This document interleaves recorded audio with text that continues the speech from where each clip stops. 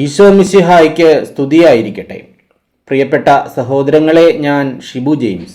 സാമീഡിയ എന്ന നമ്മുടെ യൂട്യൂബ് ചാനലിലേക്ക് എല്ലാ സുഹൃത്തുക്കൾക്കും സ്വാഗതം. 2025 ലോഗോസിന്റെ പഠനമാണ് ഈ ചാനലിലൂടെ നടത്തപ്പെടുന്നത്. ഇത് ചോദ്യോത്തരങ്ങളുടെ എഫേസോസ് 2-ാം അധ്യായത്തിൽ നിന്നുള്ള വീഡിയോയാണ്. ഇതിനു സമാന്തരമായി തന്നെ മോക്ക് ടെസ്റ്റുകളും നടത്തുന്നുണ്ട്. 30ഓളം മോക്ക് ടെസ്റ്റുകൾ നടത്തിക്കഴിഞ്ഞു. 100 മാർക്കിന്റെ 3 മോക്ക് ടെസ്റ്റുകളും നടത്തിക്കഴിഞ്ഞു. ഇനിയും മോക്ക് ടെസ്റ്റിൽ പങ്കെടുക്കാൻ താല്പര്യമുള്ളവർക്ക് രജിസ്ട്രേഷൻ ഫീസ് അടച്ച് ജോയിൻ ചെയ്യാവുന്നതാണ്. ഇനിയും ജോയിൻ ചെയ്യുന്നവർക്ക് ഇതുവരെ നടത്തിയ മുഴുവൻ മോക്ക് ടെസ്റ്റുകളുടെയും ലിങ്ക് അയച്ചു തരുന്നതായിരിക്കും. ആകെ 100 മോക്ക് ടെസ്റ്റുകളാണ് നടത്താൻ ഉദ്ദേശിക്കുന്നത്. നമ്മുടെ പഠന സഹായി പുസ്തകം ആവശ്യമുള്ളവരും സ്ക്രീനിൽ കാണുന്ന നമ്പറിൽ ബന്ധപ്പെടുക. 5 പുസ്തകം ഒന്നിച്ചു വാങ്ങുന്നവർക്ക് ഒരു പുസ്തകം സൗജന്യമായി നൽകുന്നതായിരിക്കും. ഒന്നാമത്തെ ചോദ്യം, എഫേസോസുകാർക്ക് എഴുതിയ ലേഖനം 2-ാം അധ്യായത്തിൽ ആകെ എത്ര വാക്യങ്ങളുണ്ട്? 22 വാക്യങ്ങൾ. 2. എഫേസോസ് 2-ാം അധ്യായത്തിലെ ആദ്യത്തെ തലക്കെട്ട് രക്ഷ ദൈവിക ദാനം. 3. അപരാധങ്ങളും പാപങ്ങളും മൂലം ഒരിക്കൽ നിങ്ങൾ എപ്രകാരമായിരുന്നു എന്നാണ് എഫേസോസ് 2-ാം അധ്യായത്തിന്റെ ആരംഭത്തിൽ പറഞ്ഞിരിക്കുന്നത്. മൃതരായിരുന്നു. 4. ഒരിക്കൽ നിങ്ങൾ മൃതരായിരുന്നത് എന്തുമൂലം?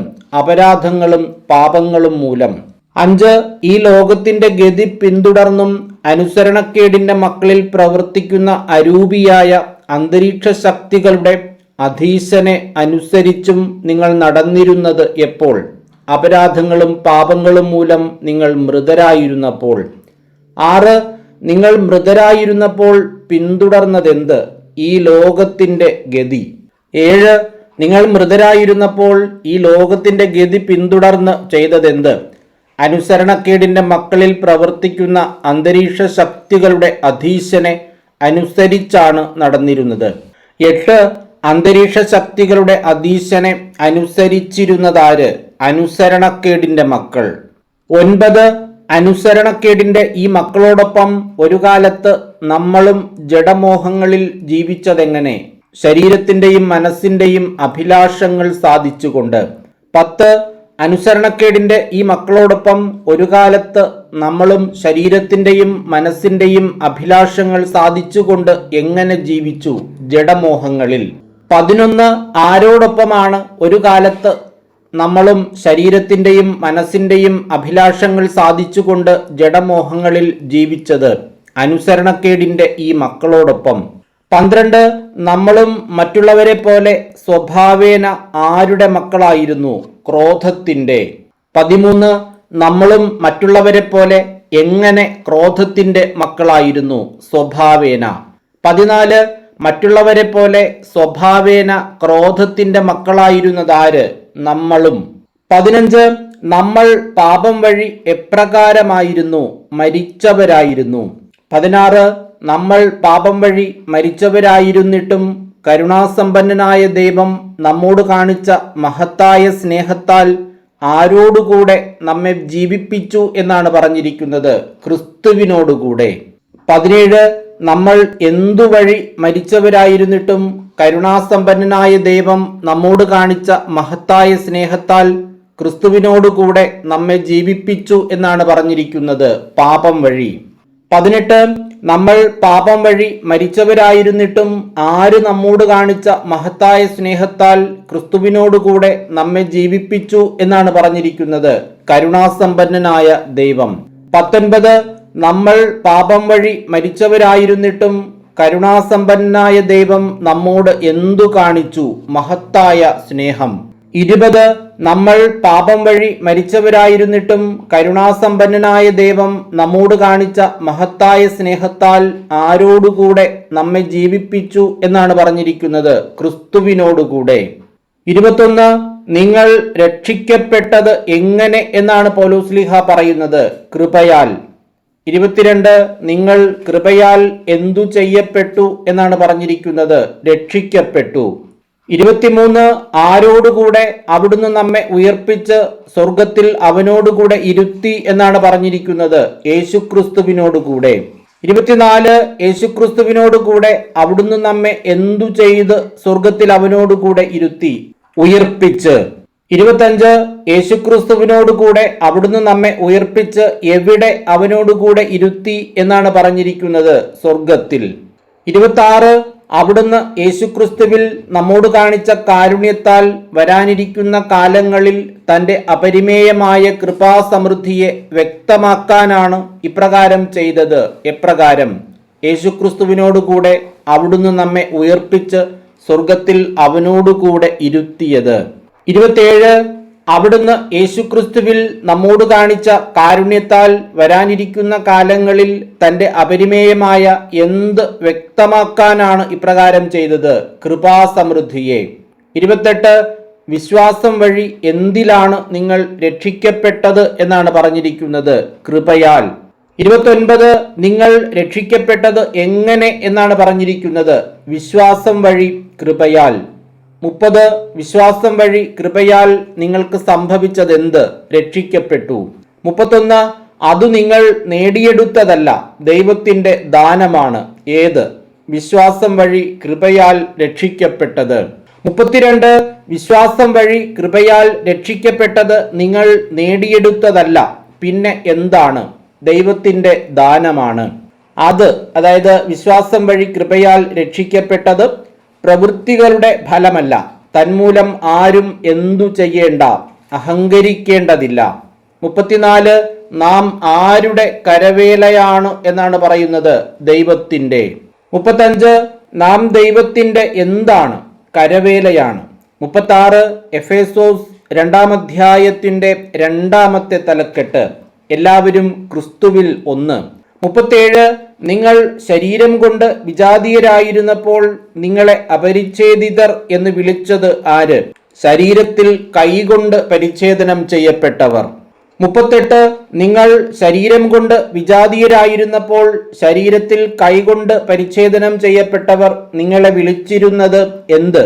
അപരിച്ഛേദിതർ. 39 ശരീരത്തിൽ കൈകൊണ്ട് പരിച്ഛേദനം ചെയ്യപ്പെട്ടവർ നിങ്ങളെ അപരിച്ഛേദിതർ എന്ന് വിളിച്ചത് എപ്പോൾ? ശരീരം കൊണ്ട് വിജാതീയരായിരുന്നപ്പോൾ.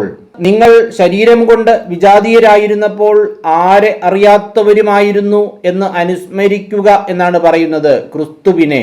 41 ശരീരം കൊണ്ട് വിജാതീയരായിരുന്നപ്പോൾ നിങ്ങൾ അകറ്റപ്പെട്ടിരുന്നത് എവിടെ നിന്ന്? ഇസ്രായേൽ സമൂഹത്തിൽ നിന്ന്. 42 ശരീരം കൊണ്ട് വിജാതീയരായിരുന്നപ്പോൾ അപരിചിതരായിരുന്നത് എന്തിന്?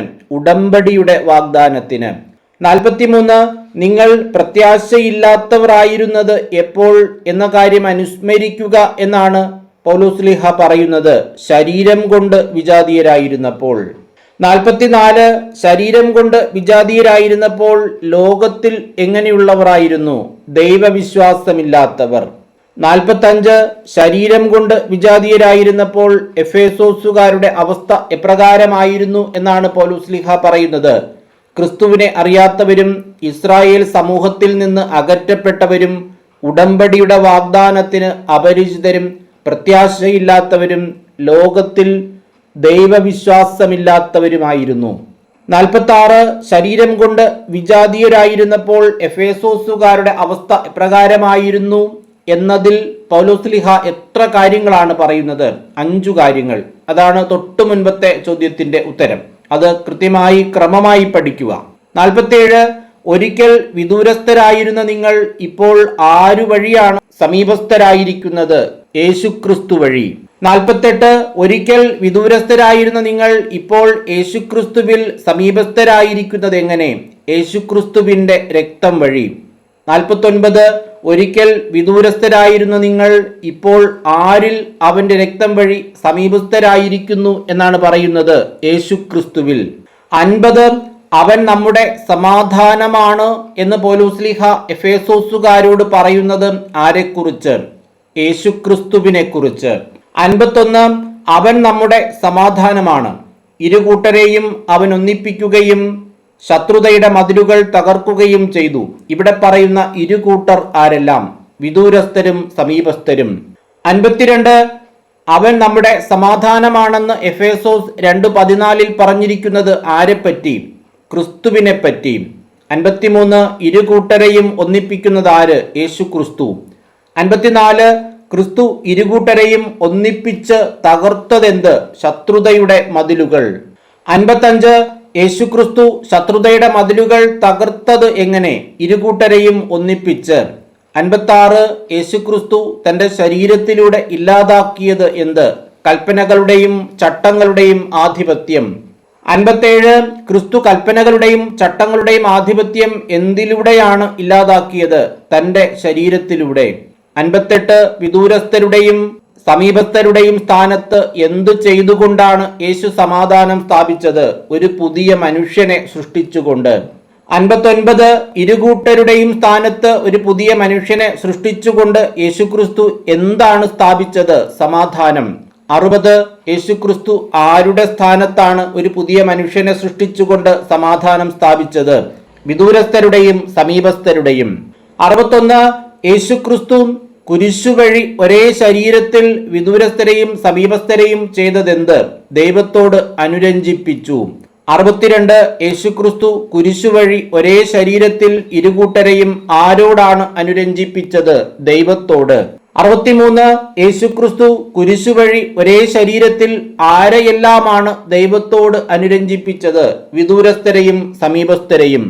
64 വിദൂരസ്ഥരായിരുന്ന നിങ്ങളോടും സമീപസ്ഥരായിരുന്ന ഞങ്ങളോടും യേശുക്രിസ്തു പ്രസംഗിച്ചതെന്ത്? സമാധാനം. 65 യേശുക്രിസ്തു സമാധാനം പ്രസംഗിച്ചത് ആരോടെല്ലാം? വിദൂരസ്ഥരായിരുന്ന നിങ്ങളോടും സമീപസ്ഥരായിരുന്ന ഞങ്ങളോടും. 66 യേശുക്രിസ്തു വിദൂരസ്ഥരോടും സമീപസ്ഥരോടും സമാധാനം പ്രസംഗിച്ചതിനാൽ എങ്ങനെയാണ് ഇരുകൂട്ടർക്കും പിതാവിന്റെ സന്നിധിയിൽ പ്രവേശിക്കാൻ സാധിക്കുന്നത്? ഒരേ ആത്മാവിൽ. 67 എന്തുകൊണ്ടാണ് ഒരേ ആത്മാവിൽ ഇരുകൂട്ടർക്കും പിതാവിന്റെ സന്നിധിയിൽ പ്രവേശിക്കാൻ സാധിക്കുന്നത്? യേശുക്രിസ്തു വിദൂരസ്ഥരായിരുന്ന നിങ്ങളോടും സമീപസ്ഥരായിരുന്ന ഞങ്ങളോടും അവന്റെ സമാധാനം പ്രസംഗിച്ചതിനാൽ.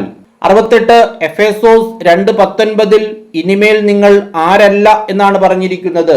അന്യരോ പരദേശികളോ. 69 ഇനിമേൽ നിങ്ങൾ അന്യരോ പരദേശികളോ അല്ല, പിന്നെ ആരാണ്?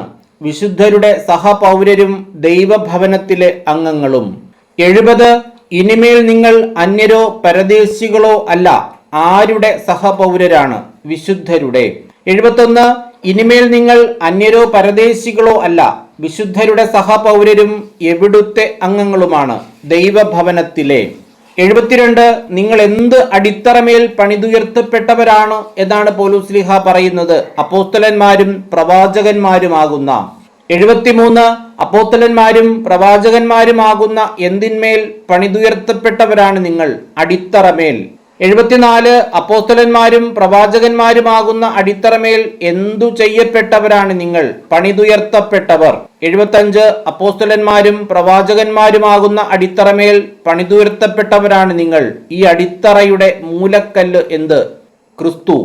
76 അപ്പോസ്തലന്മാരും പ്രവാചകന്മാരുമാകുന്ന അടിത്തറമേൽ പണിതുയർത്തപ്പെട്ടവരാണ് നിങ്ങൾ. ഈ അടിത്തറയുടെ എന്താണ്? ക്രിസ്തു, മൂലക്കല്ല്. 77 ക്രിസ്തുവിൽ ഭവനം ഒന്നാകെ ചെയ്യപ്പെട്ടിരിക്കുന്നത് എന്ത്? സമന്വയിക്കപ്പെട്ടിരിക്കുന്നു. 78 ക്രിസ്തുവിൽ എന്താണ് സമന്വയിക്കപ്പെട്ടിരിക്കുന്നത്? ഭവനമൊന്നാകെ. 79 ക്രിസ്തുവിൽ ഭവനമൊന്നാകെ സമന്വയിക്കപ്പെട്ടിരിക്കുന്നു. അത് എന്തായി വളർന്നുകൊണ്ടിരിക്കുകയും ചെയ്യുന്നു? കർത്താവിൽ പരിശുദ്ധമായ ആലയമായി. 80 ദൈവത്തിന്റെ വാസസ്ഥലമായി എഫേസോസുകാർ ക്രിസ്തുവിൽ പണിയപ്പെട്ടുകൊണ്ടിരിക്കുന്നത് ആരിൽ? പരിശുദ്ധാത്മാവിൽ. 81 പരിശുദ്ധാത്മാവിൽ എന്തായാണ് നിങ്ങളും ക്രിസ്തുവിൽ പണിയപ്പെട്ടുകൊണ്ടിരിക്കുന്നത്? ദൈവത്തിന്റെ വാസസ്ഥലമായി. 82 പരിശുദ്ധാത്മാവിൽ ദൈവത്തിന്റെ വാസസ്ഥലമായി നിങ്ങളും പണിയപ്പെട്ടുകൊണ്ടിരിക്കുന്നത് ആരിൽ? ക്രിസ്തുവിൽ. ഇങ്ങനെ 82 ചോദ്യങ്ങളാണ് എഫേസോസ് 2-ാം അധ്യായത്തിൽ നിന്നും തയ്യാറാക്കിയിട്ടുള്ളത്. 4 വീഡിയോ കൂടിയാകുമ്പോൾ 2025 ലോഗോസിന് പഠിക്കാനുള്ള മുഴുവൻ ചോദ്യോത്തരങ്ങളുടെയും പ്രാഥമിക റൗണ്ട് വീഡിയോസ് കഴിയുകയാണ്. അതേ തുടർന്ന് പ്രധാനപ്പെട്ട ചോദ്യങ്ങൾ, ചോദിക്കാൻ സാധ്യതയുള്ള വാക്യങ്ങൾ, സമാന വാക്യങ്ങൾ, ആശയക്കുഴപ്പമുണ്ടാക്കുന്ന ചോദ്യങ്ങൾ, അങ്ങനെ ആഴ്ചയിൽ 2-3 വീഡിയോ എങ്കിലും അപ്ലോഡ് ചെയ്യാൻ കഴിയും എന്നാണ് പ്രതീക്ഷിക്കുന്നത്. അതോടൊപ്പം തന്നെ മുഴുവൻ അധ്യായങ്ങളുടെയും ഒരു 5 മിനിറ്റിൽ താഴെ ദൈർഘ്യമുള്ള ഒരു വിശദീകരണത്തിൻ്റെ വീഡിയോയും ചെയ്യാം എന്ന് ചിന്തിക്കുകയാണ്. പലരും ഈ ബൈബിൾ ഭാഗങ്ങളെക്കുറിച്ച് ഒരു വിശദീകരണം നൽകണം എന്ന് പറയുന്നുണ്ട്. പുസ്തകം ആവശ്യമുള്ളവരും തുടർന്നുള്ള മോക്ക് ടെസ്റ്റുകളിൽ പങ്കെടുക്കാൻ താല്പര്യമുള്ളവരും സ്ക്രീനിൽ കാണുന്ന നമ്പറിൽ ബന്ധപ്പെടുക. പഠനസഹായി പുസ്തകം ഇനി വളരെ കുറച്ച് കോപ്പീസാണ് അവൈലബിൾ ആയിട്ടുള്ളത്. താല്പര്യമുള്ളവർ എത്രയും വേഗം തന്നെ ബന്ധപ്പെടേണ്ടതാണ്. എല്ലാവരും നന്നായി പഠിക്കുക. എല്ലാവർക്കും എല്ലാവിധമായ നന്മകളും അനുഗ്രഹങ്ങളും ഉണ്ടാകട്ടെ എന്ന് ആശംസിച്ചുകൊണ്ട് പ്രാർത്ഥിച്ചുകൊണ്ട് നിർത്തുന്നു. നന്ദി.